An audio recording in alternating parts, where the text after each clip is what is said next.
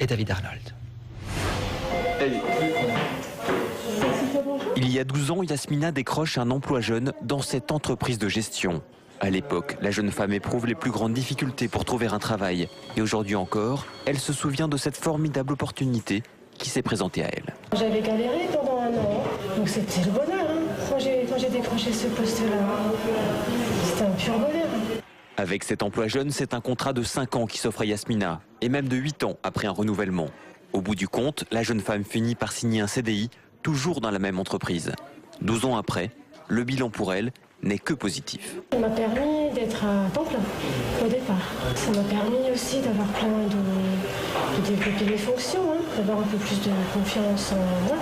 Un pari également gagné pour l'entreprise qui a pu créer un poste alors qu'à l'époque, elle n'avait pas les moyens d'embaucher. On en a profité, disons-le très clairement, mais je crois que c'était aussi profitable pour la jeune qui était là à ce moment-là. L'atout principal des emplois aidés, c'est ça, c'est qu'on forge des compétences. Selon une étude du ministère du Travail, 75% des emplois jeunes ont trouvé un poste immédiatement à la fin de leur contrat, dont une grande majorité, comme Yasmina, au sein de la même entreprise.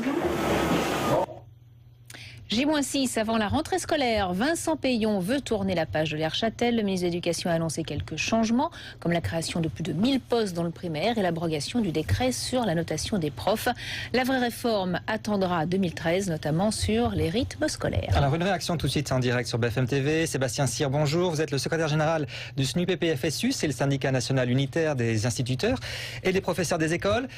Vous ressentez plus d'écoute et de considération de la part du gouvernement, c'est ce que dit Vincent Payon en tout cas? Bonjour, oui, bien évidemment, il y a un changement de ton assez marqué à l'endroit de l'école, ne serait-ce parce que le ministre, quand il s'est adressé aux enseignants dans sa lettre de rentrée, il fait preuve de vouloir établir une confiance, un dialogue envers les enseignants, ceux qui sont en première ligne, qui s'engagent pour faire réussir les élèves.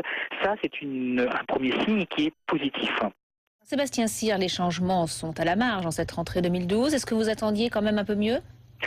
On a une rentrée à deux visages, effectivement. Elle va être encore difficile parce qu'elle porte les stigmates des suppressions de postes du précédent gouvernement.